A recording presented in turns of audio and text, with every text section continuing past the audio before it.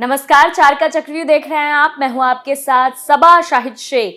अपराधियों पर नकेल कसा जाएगा, जिहादियों पर लगाम लगेगा। सूबे में योगी की सरकार है, प्रशासन सख्त है, पुलिस चौकन्नी है। बड़े अधिकारी हो, नेता हो या कुख्यात आतंकी, जो भी गलत करेगा सब नपेंगे। तो चलिए बताते हैं आज के वो कुछ नाम जो चक्रव्यूह के चक्र में आ गए। वो है मस्जिद में लगे लाउडस्पीकर की, दूसरी खबर में बात धर्मांतरण की, तीसरी खबर में बात आजम खान की, चौथी खबर में बात लैंड जिहाद की। सबसे पहले बात मस्जिद में लगे लाउडस्पीकर की। उत्तर प्रदेश के बदायूं में बिना इजाजत तेज आवाज में धार्मिक स्थलों पर लाउडस्पीकर बजाने के मामले पर पुलिस ने एक्शन लिया है। आलापुर पुलिस ने मस्जिद में तेज आवाज में बजाए जा रहे लाउडस्पीकर को उतरवाकर अपने कब्जे में ले लिया और मौलवी के खिलाफ एफआईआर दर्ज करवाई है। ये मामला यहां की गेंदन मस्जिद का है। खबर के मुताबिक आलापुर कस्बे में पश्चिमी पुल के चौराहे के पास वार्ड नंबर 17 तेज आवाज में लाउडस्पीकर पर अजान हो रही थी। इसी दौरान यहां से पुलिस की टीम गश्त पर निकली हुई थी। उस वक्त मस्जिद में नमाज पढ़ी जा रही थी, इसलिए टीम रुक गई और बाद में इस बारे में जानकारी ली और ऐसा करने से मना किया। लेकिन जब मौलवी ने ऐसा करने से इनकार किया तो फिर पुलिस ने यह एक्शन लिया। इस बारे में जानकारी देते हुए सब इंस्पेक्टर राजीव सिंह चौहान ने कहा है कि वो ककराला कस्बे में सिपाही पप्पू राम, सुमित पुंडीर और सत्यवीर के साथ गश्त कर रहे थे। तभी वार्ड नंबर 17 में गेंदन मस्जिद से तेज आवाज में लाउडस्पीकर पर उन्हें आजान सुनाई दी, जिसके बाद वो अपनी टीम के साथ मौके पर पहुंचे। उस वक्त वहां नमाज पढ़ी जा रही थी, इसलिए धार्मिक भावनाओं को देखते हुए वो रुक गए। वहीं एसआईए ने बताया कि जब लोगों ने यहां शांतिपूर्वक नमाज पढ़ ली और चले गए तो पुलिस को पूछताछ में पता चला कि यह अजान इसी वार्ड में रहने वाले सरफराज ने दी थी। जब पुलिस ने उसे समझाने की कोशिश की और लाउडस्पीकर को तेज आवाज में बजाने से मना किया तो वो माने नहीं, जिसके बाद सिपाहियों ने मस्जिद पर लगे लाउडस्पीकर को उतार कर अपने कब्जे में ले लिया। इस मामले में पुलिस ने गेंदन मस्जिद के मौलवी के खिलाफ शिकायत दर्ज कर ली है। सुप्रीम कोर्ट के आदेश के बाद यूपी में तेज आवाज में लाउडस्पीकर बजाने की मनाही।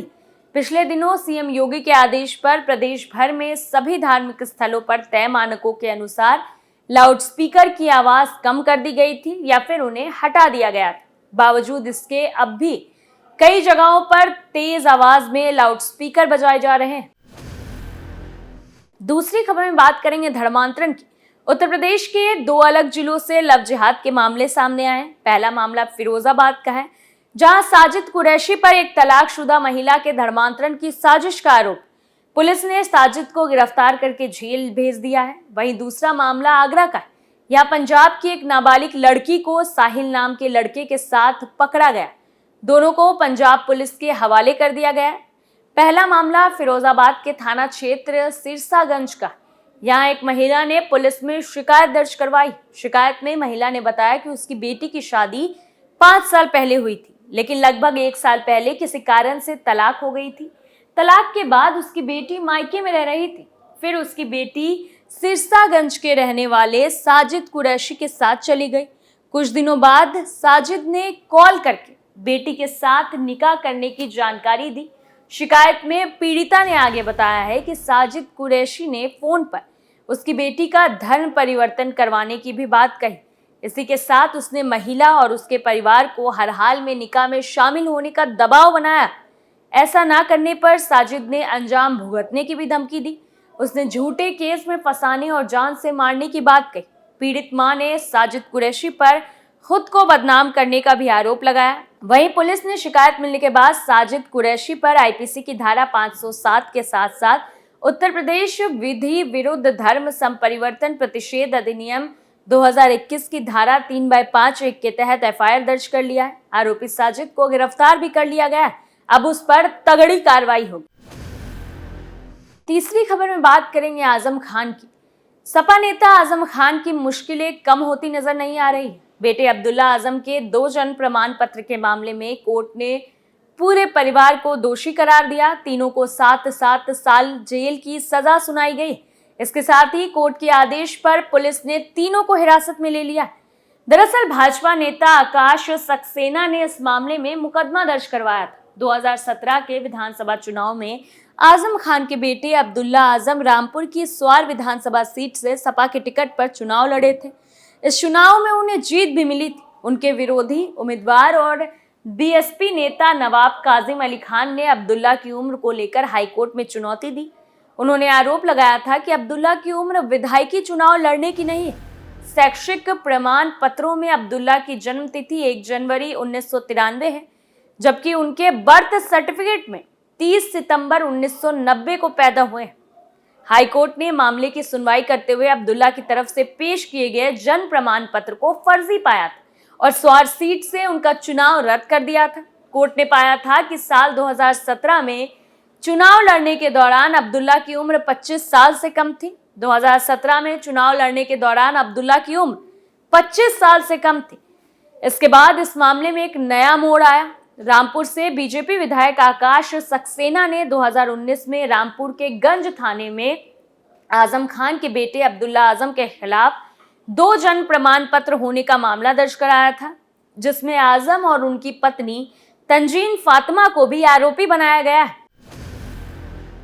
चौथी खबर में बात करेंगे लैंड जिहाद की। उत्तर प्रदेश के अलीगढ़ जिले में बीजेपी के एक नेता ने ग्राम पंचायत की जमीन पर लैंड जिहाद होने का आरोप लगाया है। भाजपा नेता ने इस जमीन पर मुस्लिमों के अवैध कब्जा करके ईदगाह, मस्जिद और कब्रिस्तान बना लेने का दावा किया है। उन्होंने इस बाबत सीएम योगी को पत्र भी लिखा है। लिखे गए इस पत्र में शिकायतकर्ता ने कब्जा की गई जमीन से देश विरोधी गतिविधियां संचालित होने की जानकारी दी है। ये शिकायती पत्र डॉक्टर निशीत शर्मा ने लिखा है।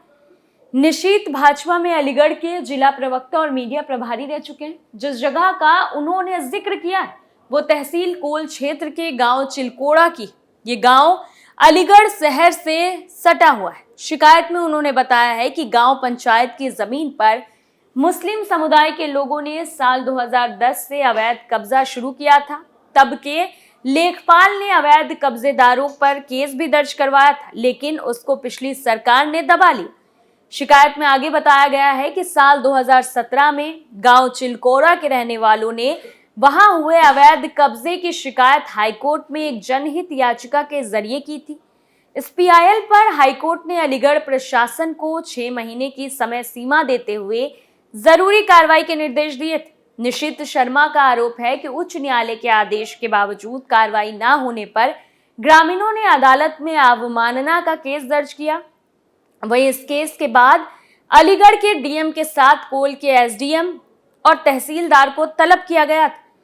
आरोप है कि हाईकोर्ट में तलब किए जाने के बाद तहसीलदार कोल ने अधिकतर मामलों को निस्तारित करने का शपथ पत्र जमा किया था।